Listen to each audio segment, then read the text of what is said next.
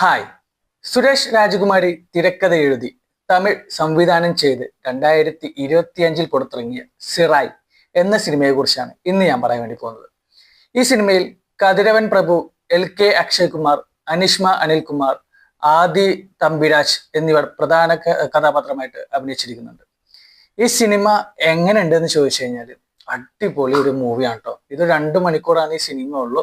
പക്ഷെ ഈ 2 മണിക്കൂറിൻ്റെ ഉള്ളിൽ നമുക്ക് ഒരുപാട് ഫീലിങ്സും ഇമോഷൻസും കുറച്ച് ലവ് സ്റ്റോറി എല്ലാം ഈ സിനിമയിൽ അടിപൊളിയായിട്ട് തന്നെ ചെയ്തിട്ടുണ്ട്. ഇതില് നമ്മുടെ LK അക്ഷയ് കുമാർ അതേപോലെ അനിഷ്മ ഇവരുടെ ആ ഒരു ക്യാരക്ടർ, ഒരു ലവ് സ്റ്റോറി, പിന്നെ അവരുടെ ആ ഒരു ഇമോഷൻസും ഒക്കെ നമുക്ക് ശരിക്കും അവിടെ ഇവിടെയൊക്കെ എന്തൊക്കെയോ ഒരു ടച്ചിങ്ങും നല്ലൊരു ഫീലിങ്സ് ഒക്കെ വരും. എനിക്ക് അല്ലറ ചില്ലറ ഇമോഷൻ സീനിലൊക്കെ വന്നപ്പോൾ കണ്ണൊക്കെ നിറഞ്ഞു പോയായിരുന്നു ഈ സിനിമ കണ്ടപ്പോൾ.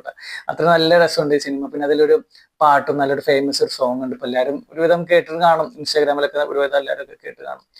നല്ലൊരു സോങ് ഉണ്ട്. അതേപോലെ നമ്മുടെ കതിരവൻ പ്രഭു അവരുടെ ക്യാരക്ടർ ആണെങ്കിലും നല്ല അടിപൊളിയായിട്ട് ചെയ്തിട്ടുണ്ട്. ഇതില് കുറ്റം പറയാൻ വേണ്ടിയിട്ടുള്ള ഒരു സീനുകളും ഇല്ല.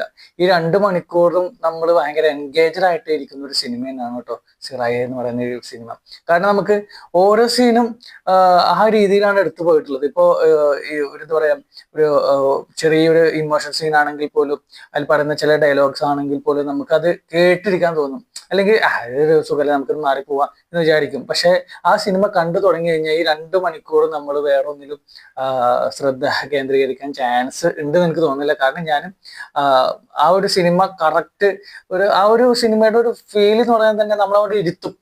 അത്രയും രസകരമായിട്ട് എടുത്തിട്ടുണ്ട് ഈ ഒരു സിനിമ. എനിക്ക് സത്യം പറഞ്ഞാൽ ഇമോഷണലി ഭയങ്കരമായിട്ട് ടച്ചിങ് ആയിട്ടുള്ളൊരു മൂവിയാണ് കേട്ടോ സിറായ് എന്ന് പറഞ്ഞത്.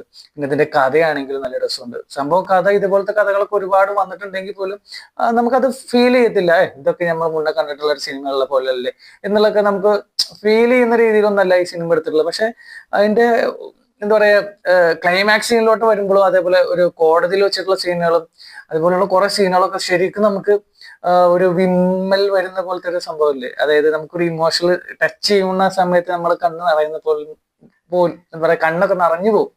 അതുപോലുള്ള കുറെ സീനുകളൊക്കെ ഈ സിനിമയിലുണ്ട്. എനിക്ക് ഭയങ്കരമായിട്ട് ഇഷ്ടപ്പെട്ടു കേട്ടോ ഈ ഒരു സിനിമ. അപ്പൊ ഇത് കാണാത്തവരുണ്ടെങ്കിൽ വേഗം പോയി കണ്ടിട്ട് നിങ്ങളുടെ അഭിപ്രായം എനിക്ക് കമന്റ് ആയിട്ട് അറിയിക്കണം.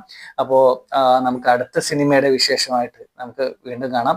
എന്തായാലും മസ്റ്റ് വാച്ച് മൂവിയാണ് കേട്ടോ സിറായ് എന്ന് പറയുന്ന ഈ ഒരു സിനിമ. തമിഴ് സിനിമയാണെങ്കിൽ പോലും രസകരമായിട്ട് കണ്ടിരിക്കാൻ പറ്റുന്ന ഒരു സിനിമയാണ്. അപ്പൊ കണ്ടിട്ട് എന്തായാലും നേരത്തെ പറഞ്ഞ പോലെ അഭിപ്രായം നിങ്ങൾ കമന്റ് ആയിട്ട് അറിയിക്കുക.